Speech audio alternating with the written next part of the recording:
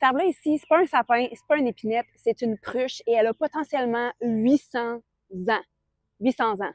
Pour lancer cette deuxième saison de nos capsules botaniques, je te parle de la grand-mère de nos forêts, la majestueuse pruche du Canada. C'est une espèce indicatrice des forêts anciennes, mais elle est aussi comestible et médicinale. Je t'explique tout ça dans cette vidéo.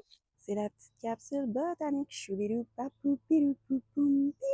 La première chose qu'on va regarder pour l'identifier, c'est ses aiguilles. Elles vont ressembler un peu aux aiguilles du sapin parce qu'elles sont en ligne sur la branche, mais elles sont plus petites, plus arrondies. Juste en dessous, on va trouver une petite bande blanche avec une nervure centrale. La pruche va aussi avoir des petits cônes qui ressemblent à ça, tout mignon.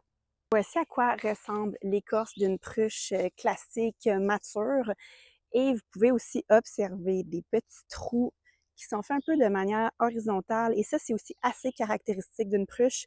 En fait, c'est les trous d'un pic maculé. Cet oiseau-là adore s'abreuver de la sève des pruches. Le nom botanique de la pruche, c'est Tsuga canadensis, à ne pas confondre avec Thuya occidentalis. Tsuga, Thuya, il y a juste une lettre de différence, mais c'est pas la même affaire. Thuya occidentalis, c'est le fameux cèdre. Tsuga canadensis, c'est elle ici. Bon, là, je sais que probablement tu as juste envie de m'entendre parler des propriétés de la pruche, mais avant d'aller là, j'ai envie de te parler un petit peu de l'aspect écologique de la pruche. Reste ici, s'il te plaît. Donc, la pruche est une espèce à croissance très lente et elle est aussi très fragile aux perturbations. Donc, elle a besoin d'un environnement très stable. Et quand tu trouves des pruches matures comme celle-ci, donc avec un gros diamètre de tronc de plus de 60 à 90 cm, ça veut dire que tu as affaire à une pruche de plus de 250 voire 300 ans. Tu peux trouver des spécimens qui vont avoir jusqu'à 600 voire 800 ans. Puis ça veut dire que tu es probablement dans un milieu très rare, une forêt ancienne. Puis ça, c'est précieux. Bon, maintenant, la question qui vous brûle les lèvres, qu'est-ce qu'on fait avec cette belle pruche-là? On peut utiliser les rameaux pour s'en faire des belles infusions.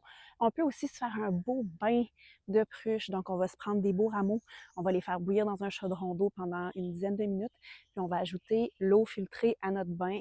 C'est exceptionnel comme expérience. D'ailleurs, l'huile essentielle de pruche du Canada est disponible sur notre boutique en ligne. C'est une huile essentielle vraiment intéressante pour les infections respiratoires.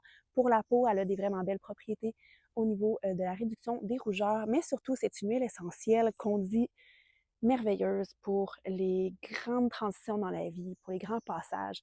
Elle aide à lâcher prise. C'est comme une odeur de conifère, mais plus doux, plus citronné, plus parfumé. Je pense sincèrement que c'est mon odeur de conifère favorite. Pour des usages culinaires, c'est tout à fait possible de s'en faire un sirop simple. Vous pouvez aussi vous faire une vinaigrette avec une huile aromatisée.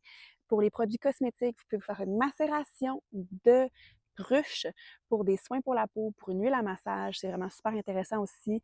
Puis pourquoi pas un petit pot pourri. Donc, allez-y, buvez-la, mettez-la dans votre bain, mettez-la dans vos vinaigrettes, découvrez-la.